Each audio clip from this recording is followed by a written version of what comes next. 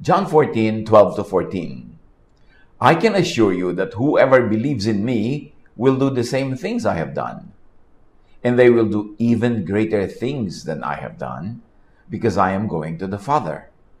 And if you ask for anything in my name, I will do it for you. Then the Father's glory will be shown through the Son. If you ask me for anything in my name, I will do it. Sabi ni Jesus. Ang pamagat ng ating pag-aaral, the same and even greater. Balikan natin, isa-isahin ang mga verses na ito at hanapan natin ang dagdag na liwanag through some ideas of quantum physics. Alam niyo naman yun ang ating flavor of the month ngayon na lente, na lenses through which we want to magnify what Scripture could mean to us today. John 14:12-14, and this time, verse 12. I can assure you that whoever believes in me, sabi ni Jesus, will do the same things I have done. Pakatandaan ninyo, ang nananalig sa akin ay makagagawa ng mga ginagawa ko. Sa quantum entanglement, when two or more particles link up in a certain way, no matter how far apart they are in space, their states remain linked. Affecting one of the particles instantly affects the other. One event will impact another even if these are far apart. So entangled particles will always be connected. Whatever is done to one will instantly affect the other. So I can assure you, sabi ni Jesus, that whoever believes in me will do the same things I have done. This could mean na pag entangled or connected or related ka kay Jesus, you can also do what He can do. Kasi ang entangled pair ay nawawalan na ng self-identity. They will work as a pair, always. Nagiging isa na kayo. Kaya tayo ay nakikipag-isa kay Jesus sa pamamagitan ng pananalig. At kung titingnan natin yan through quantum physics, ay parang nagkakaroon ng entanglement. Kaya kita itong katotohanan na ito sa Matthew 25:40-45. Sasabihin ng hari, tandaan ninyo, nang gawin ninyo ito sa isa sa mga alagad ko, siya man ang pinakahamak, ako ang inyong tinulungan. So nakakita natin dito na entangled yung hari at yung mga pinakahamak niyang lingkod. Kung ano ang gawin mo sa lingkod, ituturing ng hari na ginawa mo sa kanya. In fact, ginawa mo rin sa kanya. At sasabihin sa kanila ng hari, tandaan ninyo, nang pagkaitan ninyo ng tulong ang isa sa pinakahamak sa mga ito, ako ang inyong pinagkaitan. So sa quantum entanglement enables particles to affect each other instantaneously across any distance. Entangled particles would remain connected even if they were on opposite sides of the universe. Kaya yung eternal security na madalas ay pag-usapan, pagtalunan pa nga, for those entangled with the Father through the Son Jesus, through Jesusness, through love and grace, can be possible. Pag nakipag-isa ka na kay Kristo, at si Kristo ay nakikipag-isa sa Ama, di parang nakipag-isa ka na rin sa Ama, so nagkakaroon ka ng eternal security. Paano ka mawawalay sa Kanya kahit kailan? John 1:12-13, but some people did accept Him, meaning got entangled with Jesus. They believed in Him, and He gave them the right to become children of God. They became God's children, but not in a way that babies are usually born. And parenthetically, I ask, but by entanglement? It was not because of any human desire or plan. They were born from God Himself. So get entangled with Jesus, with love, with grace, with Jesusness. Be one with Jesus. John 1:12, subalit ang lahat ng tumanggap at sumampalataya sa Kanya ay binigyan niya ng karapatang maging mga anak ng Diyos. In other words, entangled with God. Acts 16:31. Sumagot naman sila, sumampalataya ka sa Panginoong Jesus. In other words, get entangled with Jesus at maliligtas ka, ikaw at ang iyong sambahayan.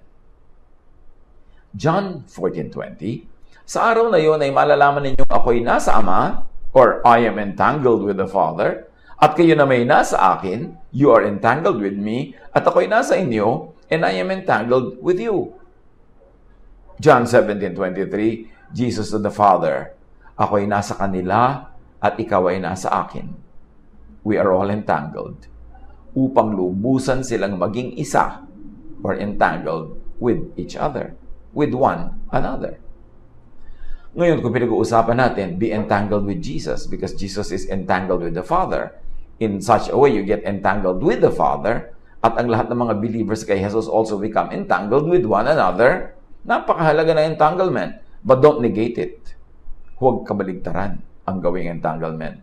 In other words, do not be entangled with the Pharisees, with the law, with judgmentalism. Pag entangled ka with the Pharisees, you are forever being judged. Pag entangled ka with the law, you are forever being condemned. Pag entangled ka with judgmentalism, you are forever behaving like the Pharisees. Kaya get entangled with Jesus. Make a relationship with Jesus through faith. Do not make that relationship with the Pharisees, with the teachers of the law. John 14:12-14, I can assure you that whoever believes in me will do the same things I have done. At ito yung mahalagang part. And they will do even greater things than I have done, because I am going to the Father. Malaking kababalaghan ng verse na ito sa mga maraming hindi nanunuri. Sabi ni Jesus, at higit pa kaysa rito, sapagkat babalik na ako sa Ama. Anong ibig niyang sabihin na yung mga nananampalataya sa Kanya ay makagagawa ng mga nagawa niya at hihigitan pa ang mga nagawa niya dahil siya'y babalik na sa Ama? What is quantum physics in they will and they will do greater things? Let's think of the observer effect. The act of observing changes the thing being observed.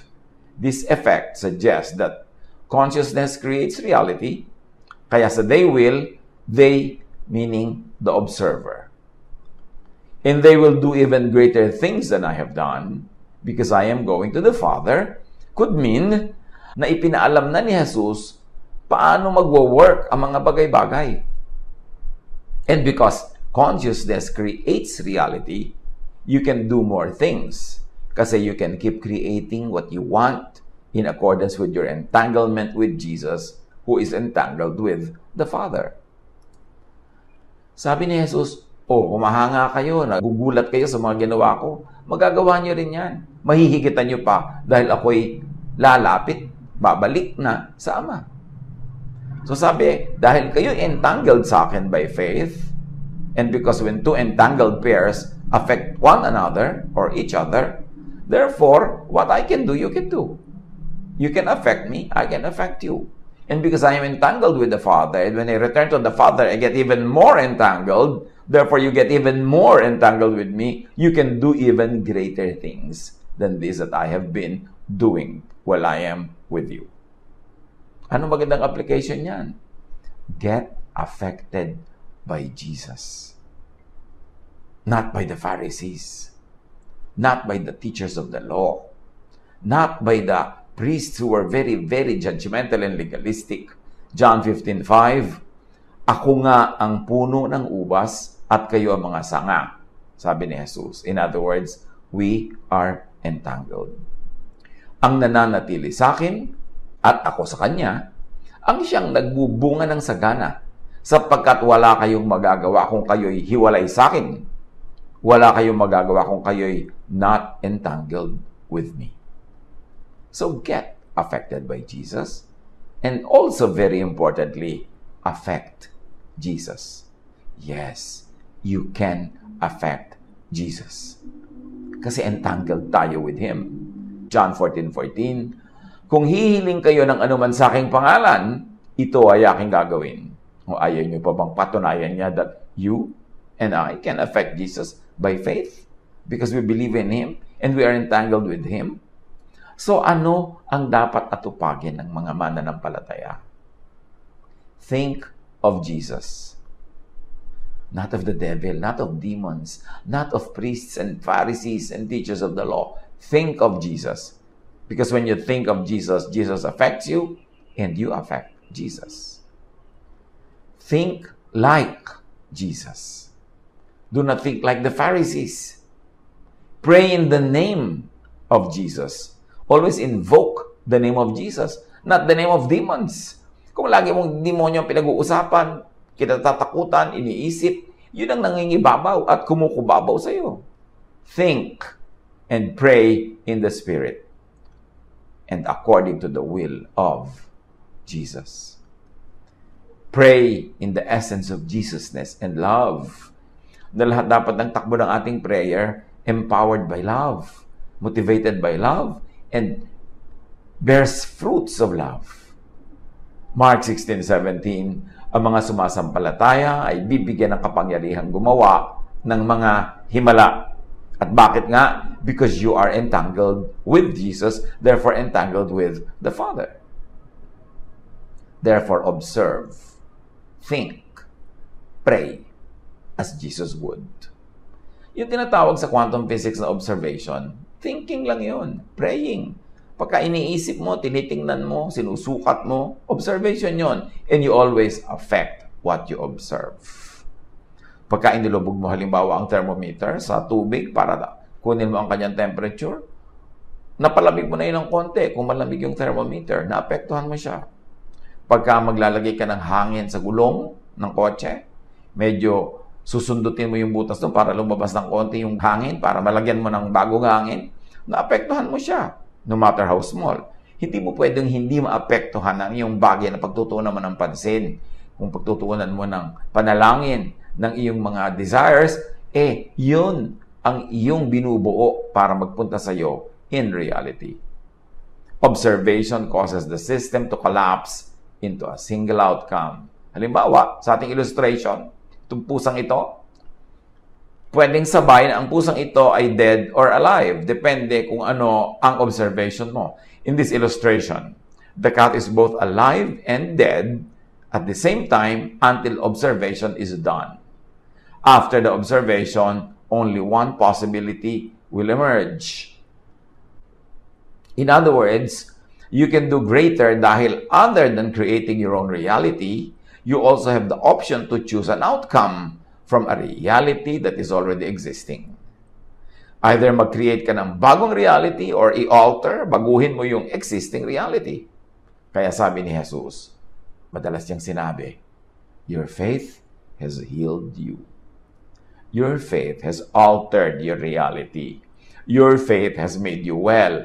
Your faith, your prayer, your thinking, at sa quantum physics, your observation creates your reality.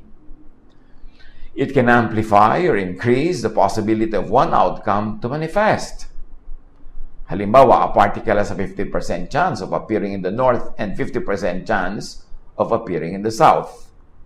If an observer will measure the particle to appear in the north, it will show up there more than it should by random chance. Somehow, by interacting, the observer changes the chances of the system. In other words, kaiisip mo, kapipray mo, kapipilit mo na doon siya magpunta, di doon nga siya nagpunta kasi nga merong ganong reality. At nakikita yan sa Luke 18:1-5, yung biyudang mapilit. Sinabi ni Jesus, sa isang lungsod ay may isang hukom na walang takot sa Diyos at walang iginagalang na tao. Sa lungsod ding iyon, may isang biyuda. Lagi siyang pumupunta sa hukom at sinasabi, bigyan po ninyo ako ng katarungan sa aking usapin. Tinanggihan siya ng hukom sa loob ng mahabang panahon. Ngunit nang matagal ay sinabi ng hukom sa sarili, kahit ako'y walang takot sa Diyos at walang ginagalang na tao, ibibigay ko na ang katarungang hinihingi ng biyudang ito sapagkat lagi niya akong ginagambala at baka mainis pa ako sa kapupuntan niya rito. So you see, na-quantum yung hukom. Kaya sabi ni Jesus, you can do greater things. Kasi this time, may third capability ka pa. You can increase the chance of something to happen. Why? Because you are with me, I am with the Father, and I am going back to the Father. Therefore, I will be more.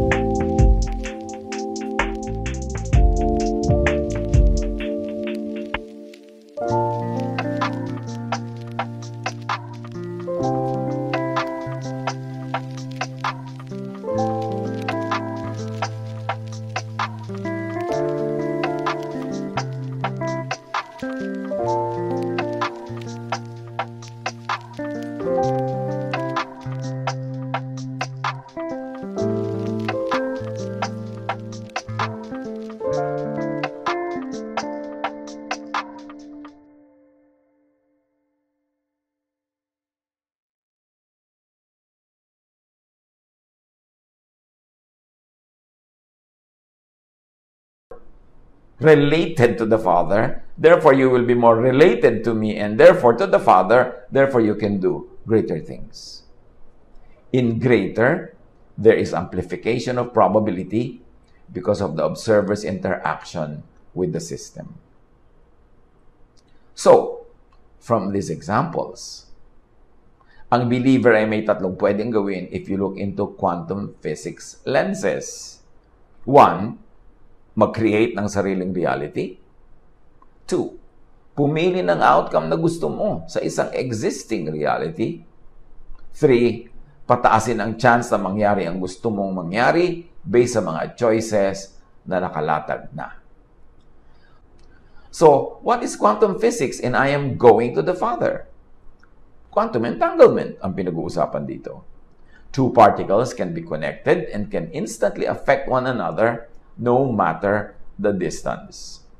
So, even if Jesus is not physically here, kasi sabi niya, I'm going back to the Father, as long as you are entangled with Him, you can do what He could do and what He did when He was still here.